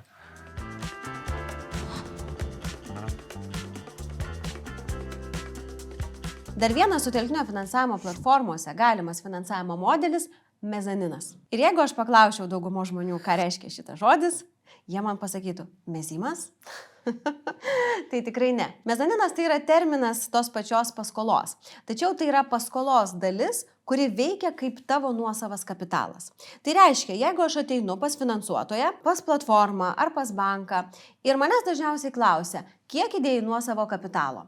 Tai būtent mezaninas ir yra ta dalis, kurią galima pasiskolinti vietoj savo nuosavo kapitalo. Ką tai reiškia verslui? Galimas daug didesnis paskolos intensyvumas. Jeigu aš turiu nekilnojamojo turto, pavyzdžiui, už 1 milijoną eurų, man bankas sako, aš jums finansuosiu 50%, o kitus 50% jums reikia įdėti nuo savų pinigų, nuo savų lėšų. Jeigu tų lėšų nėra, štai čia ir gali suveikti vadinamasis mezaninas. Aš tos pinigus galiu pasiskolinti, kurie bus prilyginami mano nuosavam kapitalui. Dažnu atveju mezanino paskola yra brangesnė. Dėl to, kad ji pati iš savęs yra rizikingesnė, kadangi verslas naudoja gerokai mažiau savo nuosavo kapitalo. Na ir natūralu, kad investuotojai, jeigu jie investuoja į rizikingesnį produktą, jie nori gauti didesnę grąžą. Finansavimas mezanino forma platformose dar tik tai prasideda ir yra tikrai pakankamai nežinomas. Todėl kiekvienu atveju vėlgi finansavimas sumodeliuojamas labai individualiai, nes kiekvienas projektas yra unikalus, kiekvienas verslas unikalus ir netgi tas pats mezaninas gali tiek vienu, tiek kitu atveju atrodyti labai skirtingai. Todėl visą laiką geriausia ateiti pasikonsultuoti su platforma ir platforma parinks patį tinkamiausią finansavimo sprendimą. Jeigu turite mažai nuosavo kapitalo, galbūt bus galima pasiūlyti paprastą paskolą, kombinuojant su mezaninu. Jeigu matome, kad projektas pats iš savęs turi galimybę augti, plėstis, yra geros vertės, bus sumodeliuotas visiškai kitoks sprendimas. Geriausia ateiti, pasitarti, pasikonsultuoti ir priimti patį geriausią sprendimą tiek projektams, kuriems reikia finansavimo, tiek ir mūsų investuotojams. Ko aš kiekvieno pašnekovo klausiu, kas man pačiam yra labai įdomu, kokias knygas skaitot ir kas yra labiausiai įsiminę, ką galėtumėte rekomenduoti kitiems?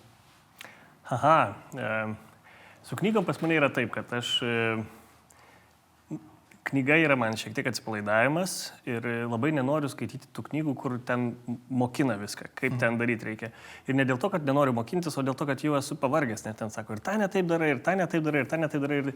Ir vietoj to, kad eitum ramia galva miegot, sudirgina tuos, kad čia taisyti reikia kažką. Ir aš renkuosi šiek tiek kitokias knygas, dažnai jas būna istorinės galbūt. Tai man, pavyzdžiui, Homo sapiens yra geriausia, ką aš skaičiau, kur visko daug sužinau, įdomu, paprotingėjau, bet niekur nebuvo parašyta, kad aš kažkoks žioplys. Tai tokios man patinka. Jautriai reaguoju. Tai kiekvieną tą dirgiklį, kuris ateina, kaip čia galėtum kažką geriau daryti, tai ir taip kasdieną jau tu gauni tų dirgiklių, žinai pats, kad ir tas negerai, ir paskui naktį, kai užmigti reikia, tai nepatogu. Turbūt viena iš knygų, kurias galėčiau rekomenduoti, yra Fast and Slow Thinking, Nobelio premijos laureatų knyga, kuri labai gerai sudėlioja apie tai, kaip mes galvojame. Dabar skaitau apie klimato kaitą Bilo Geitso knygą ir puikiai. Tai kaip vėlgi kokie yra konkretūs sprendimai, kuriuos mums reikia padaryti, kad sumažintume CO2 emisijas pasaulyje. Labai svarbus klausimas, kurį greitai turim spręsti, bet nelabai gal greitai sprendžiam. Tai skaitau vien dėl to, kad galvoju, kažką galima pasiimti, ką mes galim pritaikyti ir pritaikyti žemės ūkiui ir šiek tiek prisidėti prie klimato kaitos problemos sprendimo. Pantrinčiau Laimonui, Homo sapiens ir Homo Deus labai nuostabios knygos. Man didžiausią įspūdį turbūt palikusi knyga yra Endurance. Kiek atsimenu, tai apie 1914 metais vykdyta ekspedicija į Pietų Ašigalį. Labai įspūdinga knyga ir tikiu, kad paremta tikrais faktais. Iš tikrųjų, Laimoną labai noriu padėkoti už labai smagų interviu ir smagias įžvalgas. Aš gal palinkėsiu ne daugiau tų problemų, kurios gal ir patinka, bet gal tiesiog daugiau iššūkių, kurios būtų galima įspręsti. Tikrai labai ačiū. Ačiū labai. Tai ačiū labai už pokalbį. Super, dėkui. Tai ačiū tau labai. Stengsimės. Ačiū tau.